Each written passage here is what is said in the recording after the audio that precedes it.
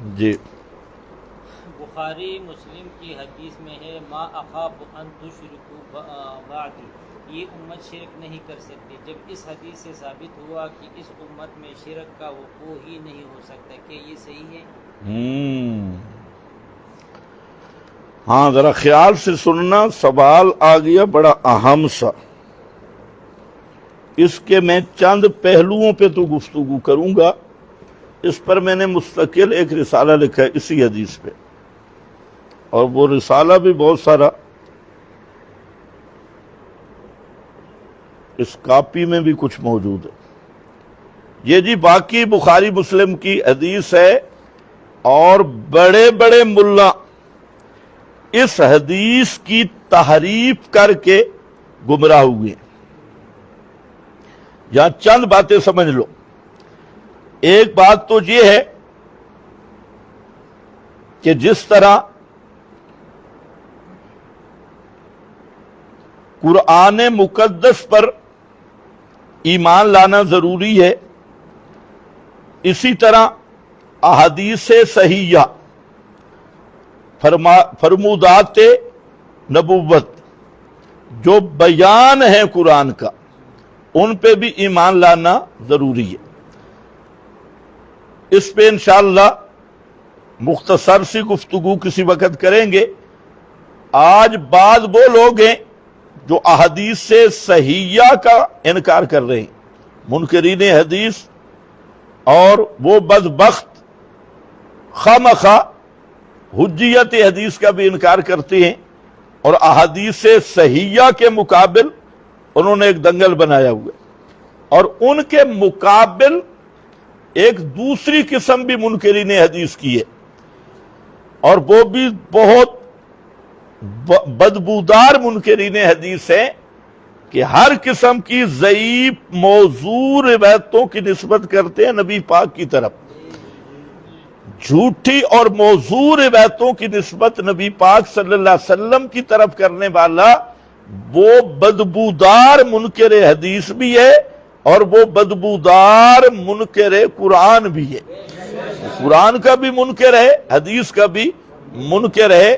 تو جو پرویزی ہیں منکرین حدیث، وہ تو منکرین حدیث ہیں، وہ بھی مرتدین ہیں، لیکن یہ جو جھوٹی روایتیں اور کذاب مکذوبہ راویوں کی، ان کی روایتیں کتاب و سنت اور اصول اسلام کے مقابل اصول فقہا، اصول محدثین کو پس پشت ڈال کر، تو جو وہ روایات اصول پہ پوری نہیں اترتی تو ان کی نسبت نبی پاک علیہ السلام کی طرف کرتا ہے، تو یہ بہت بڑا بھاری فراڈی بھی ہے، اور منکر حدیث بھی ہے، اور منکر قرآن بھی ہے۔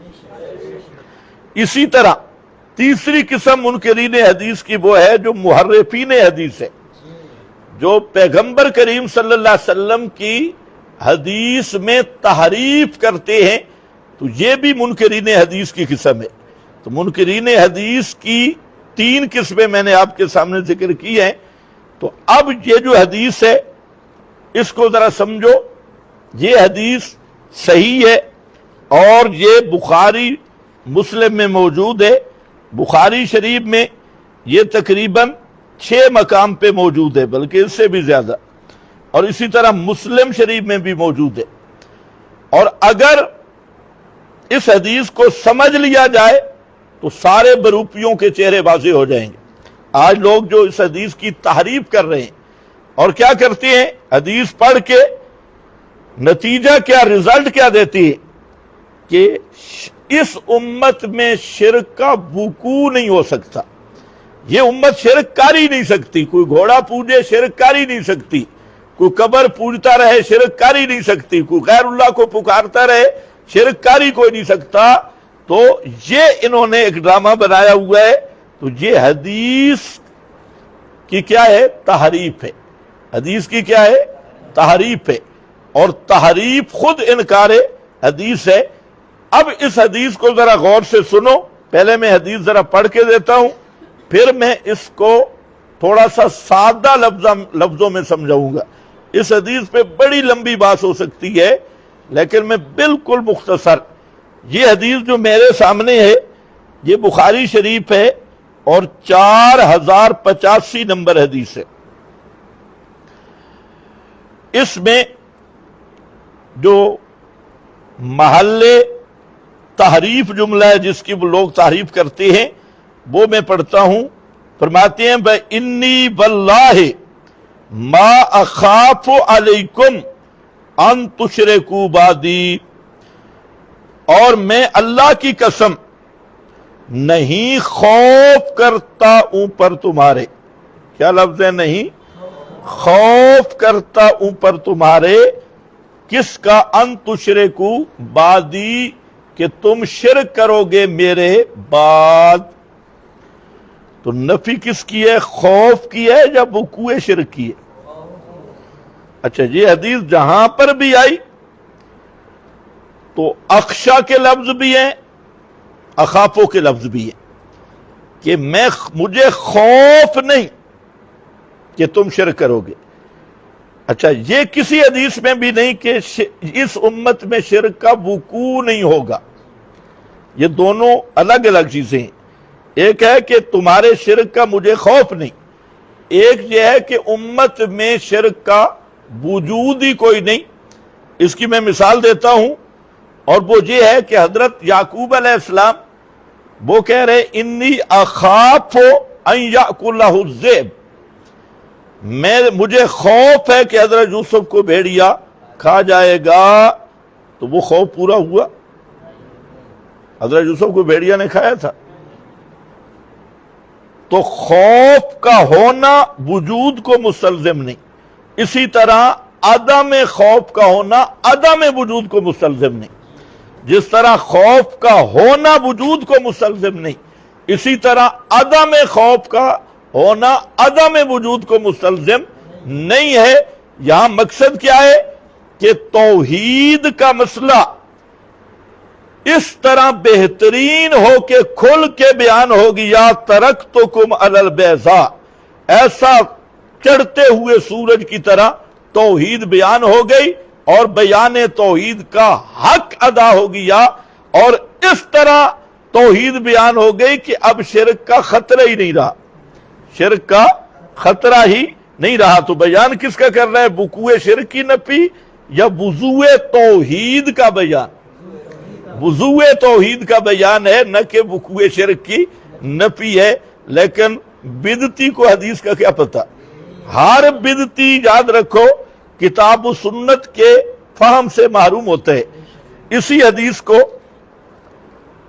اندر دیکھنے سے کہ آپ سارے طرق جمع کر لیں، اور پیغمبر کی زبان فصاحت، بلاغت اور جوامع الکلم سے موصوف ہے، آپ کے ایک ایک لفظ میں نکات ہیں۔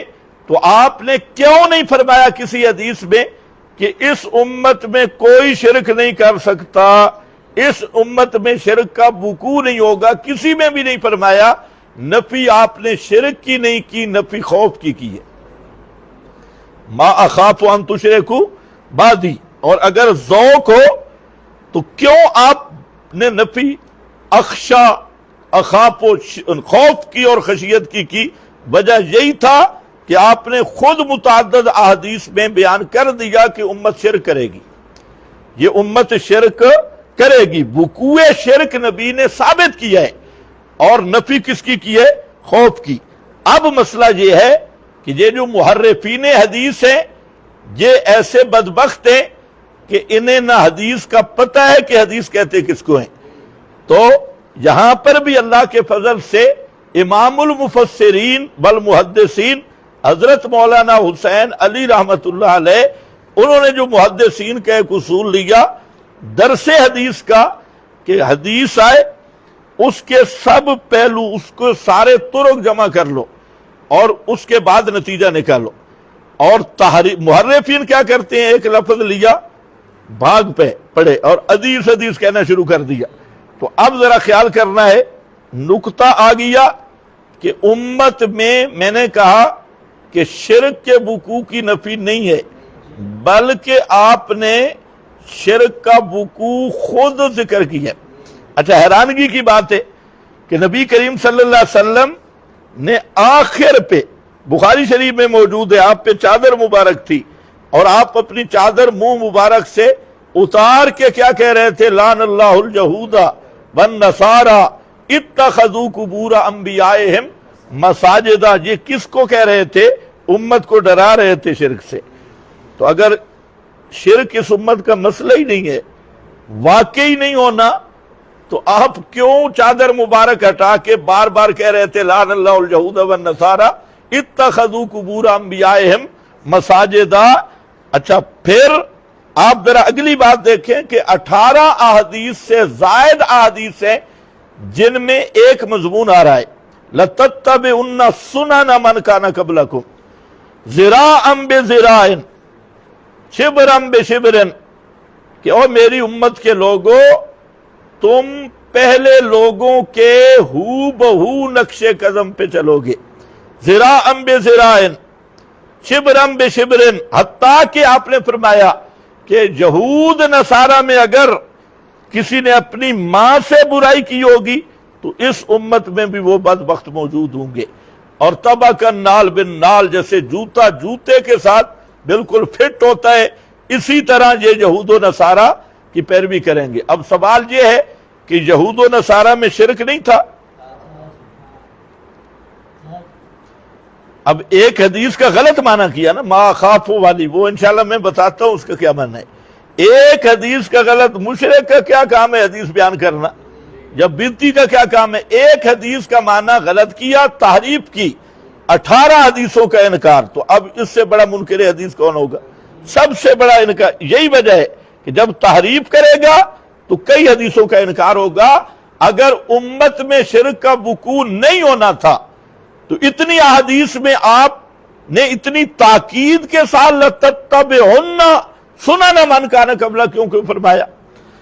پھر وہ مضمون ہے کہ اگر امت میں شرک کا خوف خطرہ نہیں تھا تو آپ دعا کیوں فرما رہے ہیں اللہم لا تجعل قبری وثنا یعبد، اللہ میری قبر کو بت نہ بنانا جس کی عبادت کی جائے۔ تو پیغمبر کریم کی قبر کو ہندوؤں نے جا کے پوجنا تھا یا سکھوں نے یا یہودیوں نے؟ اور یہی تھے جو پاکستان میں باؤ سلطان کی قبر کو پوج رہے ہیں، بری امام کی قبر کو پوج رہے ہیں، علی حجویری کی قبر کو پوج رہے ہیں۔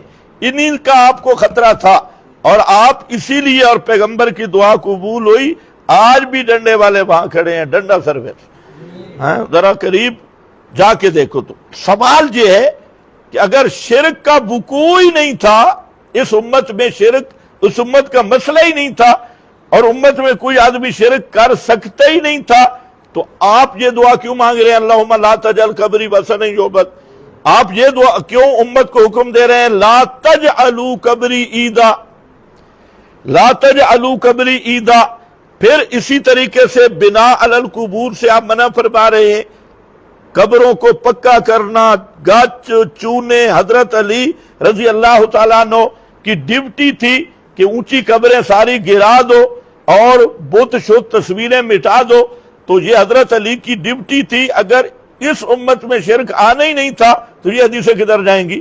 تو اور پھر اسی طریقہ صحیح حدیث میں موجود ہے کہ نبی پاک صلی اللہ علیہ وسلم نے فرمایا لا تزال طائف، لا تقوم الساعة حتى تلحق قبائل من امتی بالمشرکین، تلحق قبائل امتی بالمشرکین، اس وقت تک قیامت قائم نہیں ہونا جب تک میری امت کا ایک قبیلہ نہیں، قبائل، لا تقوم الساعة حتی تلحق قبائل من امتی بالمشرکین بحتی تعبد قبائل من امتی، میری امت کے بہت سارے قبیلے الاوثان، اوثان کی عبادت کریں گے۔ اور اوثان کیا ہے؟ لا تجعل قبری وثنا یعبد، تو قبر کے ساتھ بھی اگر وہ معاملہ کیا جائے جو بتوں کے ساتھ کیا جاتا ہے تو اس معاملے کی وجہ سے یہاں پر بھی ہے وثنا، تو اوثان۔ انہ سیکون فی امتی کذابون ثلاثون کلہم یزعم انہ نبی وانا خاتم النبیین، کہ اس امت میں 30 بڑے کذاب بھی ہوں گے، اور اس وقت تک قیامت قائم نہیں ہوگی جب بہت سارے قبائل مشرک اور قبر پرست نہ بن جائیں۔ تو آپ شرک کو ثابت کر رہے ہیں یا نفی کر رہے ہیں؟ آپ تو ثابت کر رہے ہیں، یہی تو وجہ ہے۔ میں نے کہا آخر زبان رسالت سے ما اخاف، خوف کی نفی تو نکلی ہے، یہ کیوں نہیں فرمایا کہ شرک ہوگا نہیں؟ اس کی وجہ یہ ہے کہ 20 احادیث میں شرک ثابت ہے، اور اسی طریقے سے جہاں تک آیا کہ یہ میری امت کی عورتوں کے جو لفظ ذرا محتاط بولنا، وہ جو ڈانس کرتے ہیں قبروں کے اردا گرد، ہاں تو وہ لات اور فلاں فلاں جگہ پہ وہ اپنے چوتڑوں کو حرکت دیتی ہوں گی، یعنی ڈانس کریں گی وہاں، تو یہ بھی جہاں تک فرما دیا۔ تو بہرحال میں عرض کر رہا تھا کہ وقوع شرک تو نبی پاک نے ثابت کی ہے کہ امت میں شرک ہوگا اور شرک جلی ہوگا۔ یہود و نصارہ والی حدیثیں وہ الگ ہیں ان کے متعلق، اور اس امت کا ان کی اتباع کرنا، اور یہ جو حدیث ہے یہ الگ ہے، ابو داؤد کی ہے، اور اسی طریقہ سے اور بھی اس پر احادیث موجود ہیں۔ تو پھر اس حدیث کا کیا معنی ہے؟ ما اخافو، تو ایک بات تو میں نے کہہ دی کہ نفی وقوع شرک کی ہے ہی نہیں، بلکہ نفی کس کی ہے؟ خوف کی، مجھے خوف نہیں رہا۔ تو کچھ بھی اہل ذوق آدمی ہو وہ سمجھ سکتا ہے کہ اس سے شرک کی نفی کرنا مقصد نہیں، وضوء توحید کو بیان کرنا مقصد ہے، کہ توحید ان رڑے تے چڑھ کے بیان ہو گئی ہے، کھل کے بیان ہو گئی ہے کہ شرک کا خدشہ ہی نہیں رہا، خطرہ ہی نہیں رہا۔ اچھا، اس کے ساتھ اگلی بات ذرا سمجھو، اور ایک الزامی بات بھی میں کر دوں، تھوڑا سا ٹیکہ ہے بحث والا، وہ بھی لگا دیتی ہیں کہ مشرک شور کرتے ہیں جی آپ فرماتے ہیں مجھے امت پہ شرک کا خوف ہی نہیں۔ میں نے کہا کمال تو مشرکو تمہاری ہے کہ جس چیز سے پیغمبر بے فکر جا رہے تھے تم نے وہ کام کر دکھائے، جس چیز سے پیغمبر کریم بے فکر تھے تم نے، واہ بلے ہو مشرکو، کمال ہے تمہارا، تم نے وہ کام کیا جس کام کی نبی کو بھی امید نہیں تھی، تو وہ تم نے کر کے دکھایا۔ آگے ذرا چلو، اس حدیث کے متعلق ما اخافو، ایک تو یہی بات جو میں نے کر دی، تیسری بات عرض کر رہا ہوں، اور اس پر میں نے تقریباً یہاں 50 جو شرح ہیں بخاری کی اور مسلم کی، وہ پہلے آخر 50 شرح دیکھی ہے، کسی ایک شارح نے بھی یہ خوبصورت معنی نہیں کیا جو آج کے مشرک کر رہے۔ پوری آپ شروعات دیکھ لیں بخاری کی، مجھے جو مجسر شروعات تھی مجھے ملی وہ بخاری مسلم کی 50 شرح، اور وہ پہلے بھی، حنفی بھی، مالکی بھی، شافعی بھی، ابن حجر بھی، ان کے استاد بھی، عینی بھی، پچھلے بھی، اگلے بھی، ساری وہ شروحات میں کوئی ایک شارح مجھے نہیں ملا کہ جس نے اس حدیث کا یہ معنی کیا ہو کہ شرک اس امت کا مسئلہ ہی نہیں، یا اس امت میں شرک کا وقوع ہو سکتا ہی نہیں، مجھے نہیں ملا۔ شارحین نے اس حدیث کے 2 معنی کیے جو معروف ہے، اور تقریباً سب نے کیے، میں چند کا نام لوں گا، کتاب کا بھی نام لوں گا، اور یہ صرف علماء کے لیے کہ وہ وہاں سے دیکھ لیں کہ یہاں پر مسلم شریف کی شرح ہے المفہم لما اشکل من تلخیص کتاب مسلم، مصنف ہیں ابو العباس احمد بن عمر بن ابراہیم القرطبی، المتوفا 656 ہجری، 656 ہجری، 656 ہجری ان کی کتاب ہے۔ اور یہ جو قرطبی ہے، یہ جو تفسیر والا قرطبی ہے، احکام القرآن یہ اس کا بھی استاذ ہے، یہ حل المفہم والا قرطبی جو مفسر قرطبی ہے اس کا استاذ ہے، اس کی یہ شرح مسلم کی۔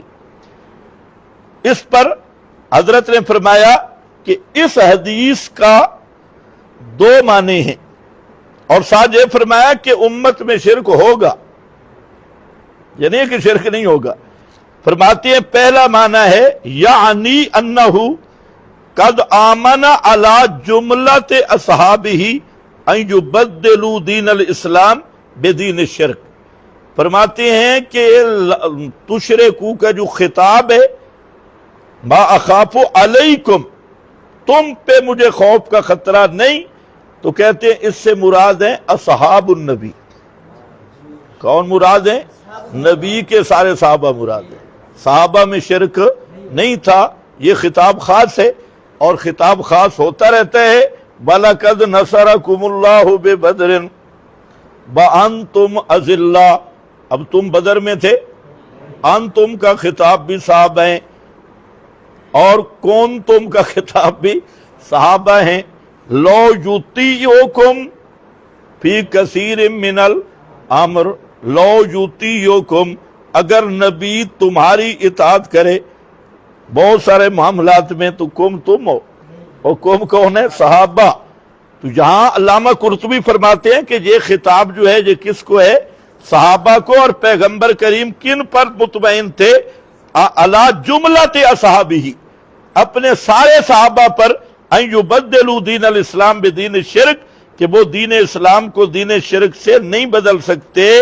تو فإن الخبر عن الجملۃ، تو یہ جو خبر ہے جملہ، تو پہلا معنی یہ کہ یہ خطاب اصحاب النبی کو ہے۔ ذرا میری طرف توجہ رہے، میں اس کے تین مطلب بیان کروں گا، دو عام طور پہ شارحین نے بیان کی، ایک تیسرا ہے اور اس پہ بھی حوالہ بھی دوں گا، اور اس کی وجوہات ہیں جو ہم درس میں بیان کرتے ہیں، یہاں شاید کوئی سمجھ سکے۔ تو بہرحال اس بزرگ نے کہا کہ اس سے مراد کیا ہے؟ صحابہ۔ اور اگر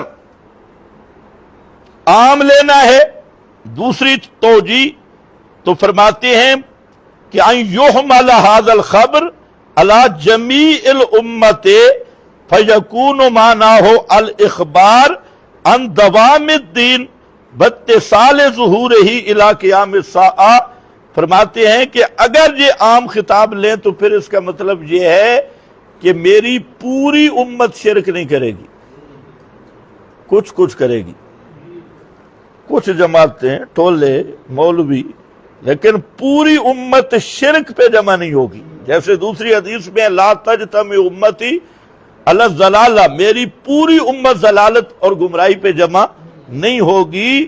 تو اس طرح پوری امت شرک پہ جمع ہو جائے کہ توحید کا نام بھی مٹ جائے، تو یہ نہیں ہوگا، بلکہ کچھ نہ کچھ لوگ توحید پہ قائم رہیں گے۔ اب اس بات کو یاد رکھنا، یہ آگے جا کے میں بیان کروں گا۔ اب اس حضرت نے یہ کیوں کہا؟ اس نے خود کہا کہ اشکال یہ ہے کہ امت میں مشرک موجود ہیں، شرک کیا ہے انہوں نے، اس لیے اس حدیث کے یہ دو معنی بن رہے ہیں۔ اور سب شارحین حدیث نے یہ کیوں تعویل کی اور کیوں معنی بیان کیے، توجیہات کی، اس لیے کہ ان کے مد نظر وہ احادیث تھی کہ اگر اس حدیث کا غلط معنی کیا تو پھر 20 احادیث کا انکار لازم آئے گا۔ تو میرا دعویٰ ثابت ہو گیا، جو محرف حدیث ہے وہ سب سے بڑا منکر حدیث ہے، ایک حدیث کی تحریف کر کے ساری حدیثوں کا انکار۔ اس کے بعد ہیں جی بزرگ ہیں احمد بن اسماعیل بن عثمان محمد بن القورانی الشافعی، یہ پہلے شافعی تھے اور اس کے بعد یہ حنفی ہو گئے، پہلے شافعی تھے اور پھر حنفی ہوئے۔ اور یہ کون ہے؟ یہ بزرگ ہیں سلطان محمد فاتح کے استاد، ترکی کے جو سلطان محمد فاتح، جن کے متعلق وہ بعض لوگ ایک قسطنطنیہ کی فتح کی حدیث بھی پیش کرتے ہیں، حالانکہ وہ اس کا مصداق ہے نہیں، بہرحال وہ پیش کرتے ہیں۔ تو سلطان محمد فاتح جو ترکیہ خلافت عثمانیہ کے سلطان ہیں، ان کے استاد ہیں اور سلطنت عثمانیہ کے چیف جسٹس ہیں قاضی القضات، ان کی شرح ہے الکوثر الجاری بخاری شریف کی۔ اس میں فرماتے ہیں کہ معنی ہو لا اخاف علی مجموعکم، لا اخاف علی مجموعکم، میں تمہارے مجموعے پر شرک کا خوف نہیں کرتا کہ سارے مشرک بن جاؤ، جو نہیں ہوگا، کچھ کچھ ہوں گے، کچھ جماعتیں ہوں گی، ٹولے ہوں گے، پاکستانی، ہندوستانی، گروہ ہوں گے، پارٹی، لیکن یہ نہیں ہوگا کہ سارے مشرک بن جاؤ، تم سب کے سب مشرک بنو، اس چیز کا مجھے کوئی خوف نہیں۔ اور پھر فرماتے ہیں بکا الشرک کانا بکا الشرک من بعضہم، اس امت میں شرک کا وقوع ہوا ہے، امت میں شرک کا وقوع ہوا ہے، لیکن بعض سے ہوا ہے، بعض کا مطلب کچھ لوگوں سے ہوا ہے، لیکن بہرحال ہوا ہے۔ یہ سلطنت عثمانیہ کے چیف جسٹس صاحب ہیں۔ آگے فرماتی ہیں کہ یار دوسری توجیہ یہ ہے اسی حدیث کی کہ اس سے مراد صرف صحابہ ہوں، صرف کیا ہوں؟ صحابہ، تو اس لیے فرمایا خطاب خاص ہے، فَإِنَّ مَنْ خَاطَبَهُمْ لَمْ يُشْرِكْ مِنْهُمْ أَحَدٌ، جن کے ساتھ خطاب ہے اصحاب رسول کے ساتھ، ان میں سے کسی نے بھی شرک نہیں کیا۔ تو یہ صحابہ کو خطاب ہے، اتنا خوش نہیں ہونا، یہ ان کی توجیہ بتا رہا ہوں، ہماری یہ توجیہ نہیں ہے، یہ ان کی توجیہ ہے۔ میں آگے وجہ بیان کروں گا، میں صرف شارحین کی بات کر رہا ہوں۔ اسی طرح یہ جو بزرگ ہیں المتوفا 893 ہجری ہے، اس کے بعد ہیں جلال الدین سیوطی، جن کو لوگ مجدد کہتی ہیں، ہمارے نزدیک حاتب اللیل، لیکن آج کے مبتدئین کا امام جلال الدین سیوطی صاحب، تو یہ سیوطی صاحب نے بھی بخاری پر ایک حاشیہ لکھا ہے التوشیح، اس میں سیوطی صاحب کہتے ہیں ما اخاف علیکم ان تشرکوا علی مجموعکم لأن ذلک وقع من البعض، مجموعی پوری امت شرک پہ جمع نہیں ہوگی، کچھ نہ کچھ مواحد رہیں گے، سمجھ رہے ہو کہ نہیں؟ کچھ نہ کچھ توحید والے رہیں گے، مواحد رہیں گے، اس طرح نہیں ہوگا کہ ایک مواحد بھی نہ ہو، سب کے سب کٹر مشرک بن جائے، یوں نہیں ہوگا۔ اور کہتا ہے کہ شرک واقع ہوا ہے، امت میں شرک واقع ہوا ہے۔ اچھا، دوسری وہی توجیہ ہے جو پہلے کے سے مراد صحابہ ہیں، یہ جلال الدین سیوطی ہے۔ اس کے بعد علامہ شمس الدین البرماوی ابو عبداللہ محمد بن عبد الدائم بن موسیٰ الشافعی، یہ ان کی کتاب ہے اللامع الصبیح بشرح الجامع الصحیح، بخاری شریف کی شرح ہے۔ اس میں فرماتے ہیں المراد ارتداد الکل فلا ینافی ردت البعض، فرماتے ہیں کہ اس حدیث کا مطلب ہے کہ تم سارے مرتد نہیں ہو جاؤ گے، کچھ کچھ ہو جائیں گے، مجموعہ مراد ہے نا، مجموعی طور پہ امت لیں تو کچھ ہوں گے، سارے کے سارے نہیں ہوں گے۔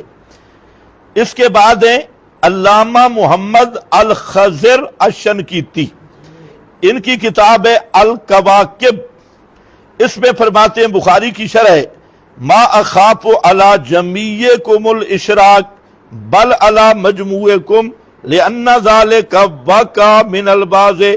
اچھا، سارے حدیث کہہ رہے ہیں کہ امت میں شرک واقع ہے، اور آج کے محرفین کہتے ہیں نہیں شرک اس امت کا مسئلہ ہی نہیں ہے، یہ امت شرک کر ہی نہیں سکتی۔ یہ تو میں نے کان جب دوسری طرف سے پکڑا تو پتہ چل جائے گا، ابھی تو ہم سیدھے سیدھے جا رہے ہیں۔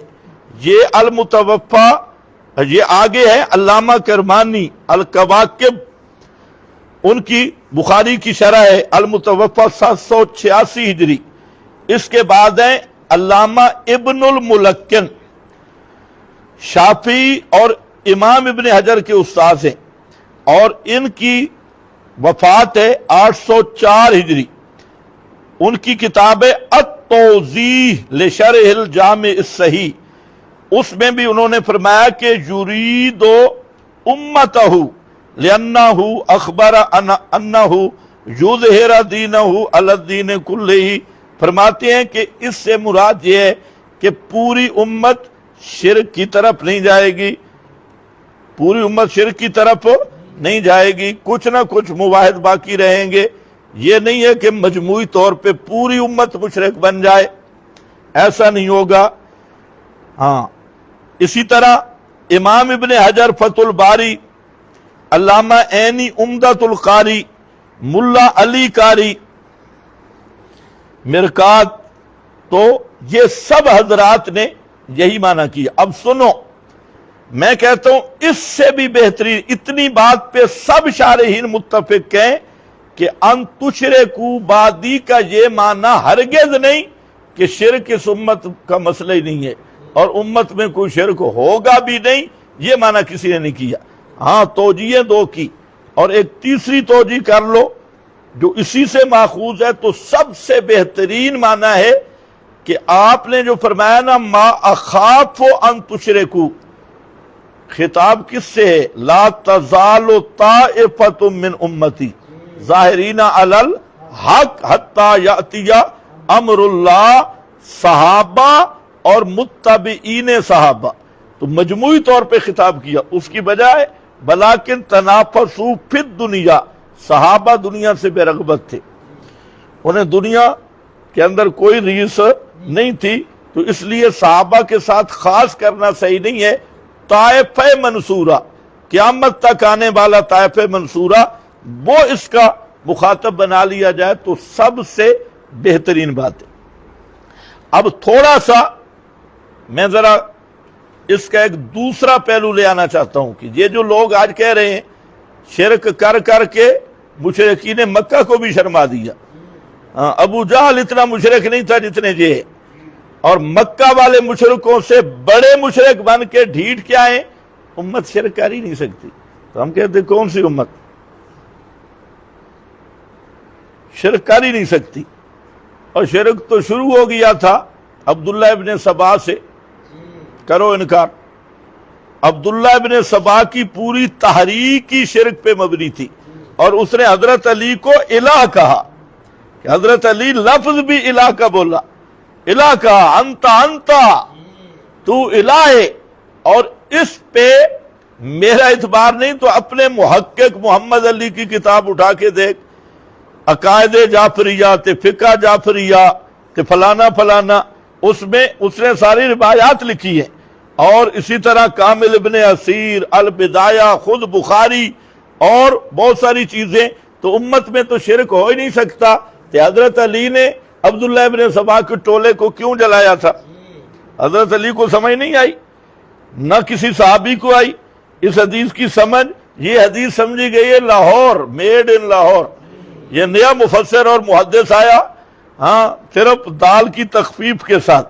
تو عرض یہ کر رہا تھا کہ صحابہ کی موجودگی میں حضرت علی نے ایک ٹولے کو آگ میں ڈال دیا شرک کی وجہ سے. تو اگر اس امت میں شرک ہو ہی نہیں سکتا تھا، نہ حضرت علی کو سمجھ آئی معاذ اللہ، نہ ابن عباس کو، نہ دوسرے تیسرے کو.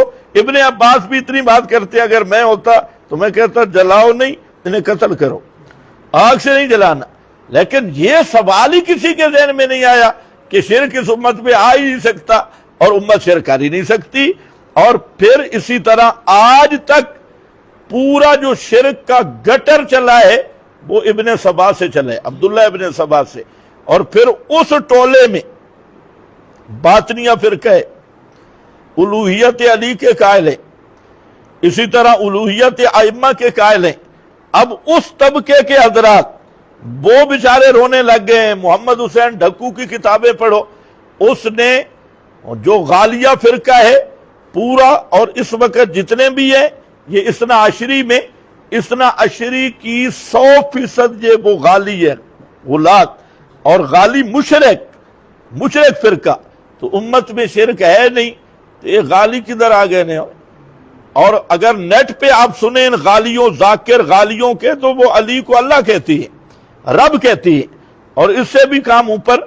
تو خیر پھر اس کے بعد ذرا آگے چلتے ہیں، ٹائم بہت ہو گیا، صرف 2-3 حوالے۔ یہ ہے پیر نصیر الدین گولڑا شریف والے ہمارے پڑوسی۔ تو پیر نصیر الدین کی کتاب ہے لطمۃ الغیب علی ازالۃ الریب۔ انہوں نے پیر نصیر الدین کو اللہ نے توحید کی سمجھ دی، وہ واحد ہو گیا۔ اس نے ایک وہ تھا، اس کا رسالہ ایک نکالا تھا، اس رسالے میں اس نے مسئلہ توحید بیان کیا۔ اور پھر یہ شاعر تھا تو بعض رباعیات اور شاعری میں اس نے زبردست توحید بیان کی۔ یہ بھی اسی کی نظم ہے، کس سے مانگے کہاں جائیں، کس سے کہیں اور دنیا میں حاجت روا کون ہے۔ تو یہ پیر نصیر الدین کی نظم ہے۔ تو جب پیر نے توحید پہ نظمیں کہنا شروع کی تو سارا مارکا اکٹھا ہوا بریلی شریف والا، اور انہوں نے اپنے سب سے بڑے بادشاہ مناظر اور منطقی اور شیخ الحدیث مولانا اشرف علی صاحب ان کو، اشرف سیالوی کو کہا کہ آپ اس کے خلاف کتاب لکھیں۔ تو پیر صاحب عالم آدمی تھے، تو انہوں نے ان کے خلاف کتاب لکھی ازالۃ الریب، اور ٹائٹل پہ لکھا کہ پیر نصیر الدین، شاہ نصیر الدین گولڑوی کی شاہ اسماعیل شہید سے 2 قدم سبقت۔ اے پیر صاحب کا جواب، پیر تو پیر ہوتے ہیں، کہتے ہیں یہ کعب بن اشرف قرظی سے مولوی اشرف سیالوی تقریدی 4 قدم آگے۔ کعب بن اشرف جو یہودیوں کا بڑا گستاخ رسول تھا، اس کے بارے میں کہتے ہیں 4 قدم آگے۔ اس پر علامہ پیر نصیر الدین کی تو یہ پوری کتاب اسی پہ ہے، زبردست فتوے لگائے۔ ایک کتاب اس کی استعانت کی شرعی حیثیت، میں صرف ایک پیرا جہاں سے پڑھ دیتا ہوں، یہ لطمۃ الغیب۔ اور اب الحمدللہ گولڑے والوں نے پچھلے دن اعلان بھی کر دیا ہے کہ ہمارا بریلویت سے کوئی تعلق نہیں، ہم بریلوی نہیں ہیں۔ مولویوں کو غصہ آیا، بلڈ پریشر ہائی ہویا، اور تم بریلوی نہیں ہو، فلاں گالیاں نکالی ان کو، ہم نہیں ہیں بریلوی، ہم گولڑوی ہیں۔ تو یہاں پر جو ہے پیر صاحب کی ذرا عبارت دیکھو، فرماتے ہیں کہ اچھا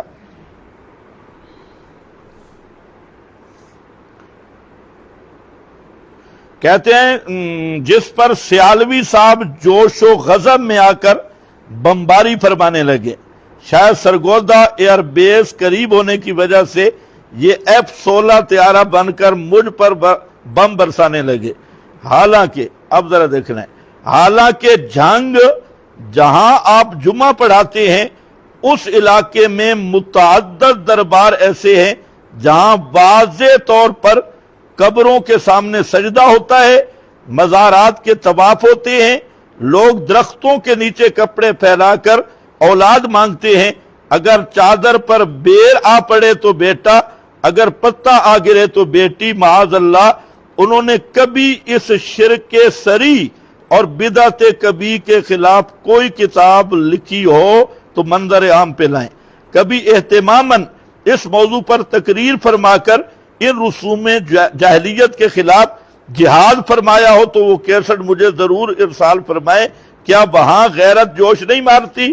جبکہ شور کوٹ ایئر بیس پر لینڈنگ اور فلائنگ کی جملہ سہولیات موجود ہیں، تو پھر وہاں یہ سب بلبلے کیوں سرد پڑ جاتی ہیں؟ تو کہتا ہے کہ یہ تو کہتے ہیں شرک اس امت کا مسئلہ ہی نہیں، اور پیر نصیر الدین کیا کہہ رہا ہے؟ قبروں پہ کیا ہوتا ہے کہ وہ قبروں پر لوگ سجدے کرتے ہیں، یہ خود گدی نشین ہے، اور گدیوں کا حال بیان کر رہا ہے کہ لوگ سجدے کرتے ہیں، طواف ہوتے ہیں، درختوں کے نیچے کپڑے پھیلائے جاتے ہیں، حضوری بیر، وہاں جھنگ میں حضوری بیر ہے، اس کے نیچے کپڑے بچھاتے ہیں۔ ہمارے رشتہ دار گئے، انہوں نے بھی پھیلائے، لیکن وہ بیر بھی گر گئے، پتھر بھی گر گئے۔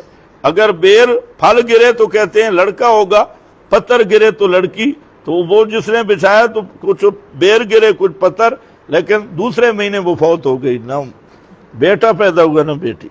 تو کہتے ہیں یہ بیٹا اگر پتہ آ گرے تو بیٹی، انہوں نے کبھی اس شرک کے سری، تو پیر نصیر الدین کہتا ہے یہ قبروں پہ سری شرک ہو رہا ہے، اور تمہاری غیرت مر گئی کہ کبھی تم ان کو منع کرو، اور کبھی اور مجھ پہ تم آنکھیں نکالتے ہو اور بمباری کرتے ہو اور خود شرک کے ٹھیکیدار بنے ہوئے ہو۔ تو یہ گدی نشین کے الفاظ ہیں۔ اب بتاؤ اس امت میں شرک ہے یا نہیں ہے؟ یہ پیر نصیر الدین ہے، گولڑا شریف والے، حوالے بہت ہیں، لیکن اسی کی تکمیل کے لیے جب تک آیت نہ آئے تو مزہ نہیں ہوگا۔ یہ سورہ یوسف ہے، اور اس میں اللہ تعالیٰ فرماتی ہیں وَمَا كَانَ أَكْثَرُهُمْ بِاللَّهِ يُؤْمِنُ بِاللَّهِ۔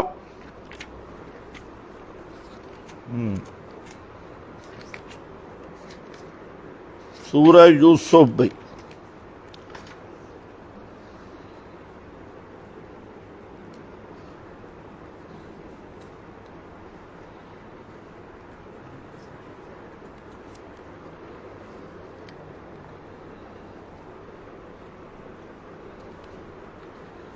وَمَا يُؤْمِنُ أَكْثَرُهُمْ بِاللَّهِ إِلَّا وَهُمْ مُشْرِكُونَ، آیت نمبر 106۔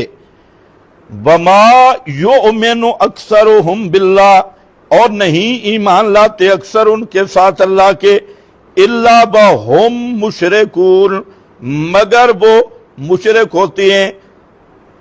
اب اس آیت پر خاتم المفسرین علامہ سید محمود آلوسی بغدادی رحمت اللہ علیہ فرماتے ہیں وَمِنْ أُولَئِكَ عَبَدَةُ الْقُبُورِ، انہی مشرکوں میں سے قبروں کے پجاری مشرک ہیں۔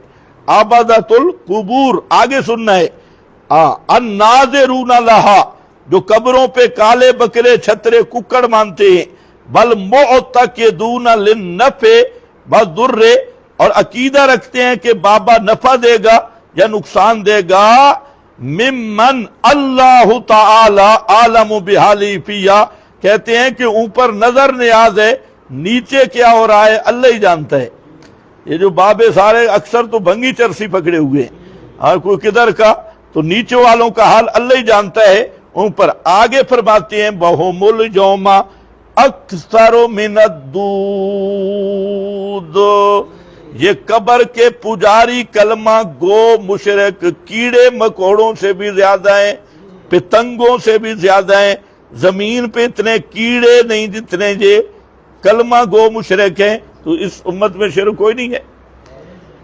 یہ علامہ آلوسی کہہ رہے ہیں، امام راضی سے پیچھے کہہ رہے ہیں کہ جو مکہ والے مشرکوں کی نذیرو فی ھذا الزمان اشتغال کثیر من الناس بالمقابر، کہتے ہیں مکہ کے مشرک، یہ کلمہ گو مشرک دیکھو، یہ ان کی نظیر ہیں جو قبروں پہ جاتی ہیں، اور وہاں کیا کہتی ہے، عقیدہ ہے کہ جب ہم قبر کی تعظیم کریں گے بابا خوش ہوگا، تو یشفع لنا، ہمارے کام کرا دے گا، تو سفارشیں کرے گا۔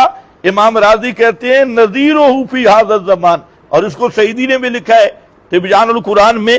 حضرت شاہ ولی اللہ یہ الفوز الکبیر، اس میں حضرت شاہ ولی اللہ رحمہ اللہ فرماتے ہیں کہ اگر سمجھ نہیں آتی نا کہ مشرک کیا ہوتا ہے، سینگ ہوتے ہیں کیا ہوتا ہے، ان کنتا غیر محتدن فی تصویر حال المشرکین، اگر مشرکان دیا صورتہ شکلہ نہیں بیکیا اور تمہیں سمجھ نہیں آ رہی کہ مشرک کوئی سمجھے بھئی 12 سنگ تے 14 سنگ، حضرت شاہ ولی اللہ فرماتی ہیں لمبا چوڑا پیچھے جانے کی ضرورت نہیں، ہاں دیکھ ذرا، دیکھ موجودہ جو من اہل عصرنا، یہ کلمہ گو مشرکوں کو دیکھ، اور وہ کیا کرتے ہیں، فرماتے یذہبون الی القبور، یہ قبروں پہ جاتے ہیں اور عتبات پہ، یرتکبون انواع من الشرک، ایک قسم کا شرک نہیں کئی قسم کا شرک کرتے ہیں، اور ان میں بوئی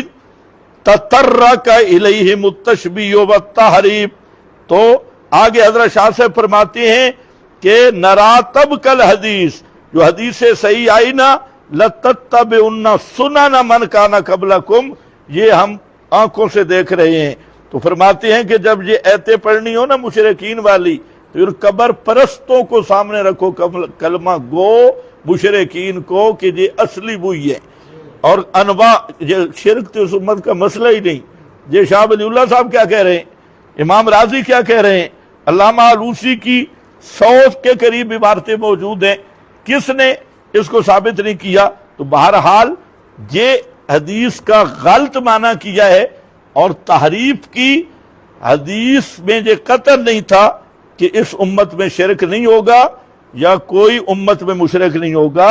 حدیث میں اصل تو وضوح توحید کا بیان تھا، جیسے دوسری میں ہے کہ ترکتکم علی البیضاء، اسی طرح آپ نے فرمایا عرب میں 2 دین جمع نہیں ہوں گے،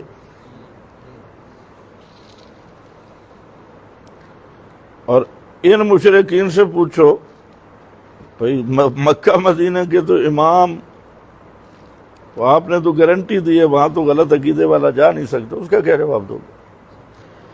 اچھا، پھر اس انداز میں ایک یہ بھی آپ نے ما اخاف علیکم الفقر، مجھے تم پر فقر کا خوف نہیں، بھوک کا خوف نہیں، یہ بھی حدیث ہے بھئی، ما اخاف علیکم الفقر، کہ مجھے تم پر بھوک کا خوف نہیں ہے۔ آج بھوک نہیں نا امت میں، وہ حدیث سمجھنے کے لیے ذرا اس کو بھی ساتھ لاؤ کہ میں تم پر فقر کا خوف نہیں کرتا، تو سب سے زیادہ آج تو بھوکی یہی امت ہے۔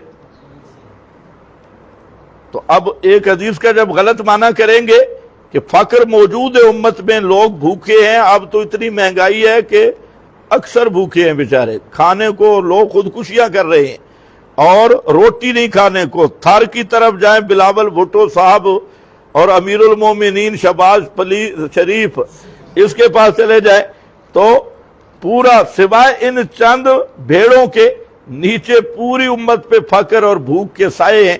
آپ نے تو فرمایا کہ میں نہیں خوف کرتا تم پر فقر کا، تو نفی خوف کی ہے، ورنہ جو تم مانا کر رہے ہو تو پیغمبر کی تکذیب لازم آئے گی۔ اس میں یہ نہیں ہے کہ امت میں فقر ہوگا ہی نہیں، فرمایا کہ تم نے جہاد کیا اور اللہ تمہیں اب ایسی فتوحات دے گا نا اسی جہاد پر کہ سارے مشرکوں کے خزانے تمہارے پاؤں کے نیچے ہوں گے، تو میں تم پر فقر کا مجھے کوئی خوف نہیں۔ ہاں، یہ تو صحابہ تو اصل مصداق ہیں اس کا، ما خاف علیکم الفقر، لیکن نفی خوف کی ہے۔ میں نے پہلے بھی بتایا کہ وجود خوف وجود چیز کو مستلزم نہیں، حضرت یعقوب کو خوف تھا بھیڑیا کھائے گا، کھایا نہیں، اسی طرح عدم خوف عدم شے کو لازم نہیں ہے۔ تو یہ مولویوں کی تحریف کا جواب تھا۔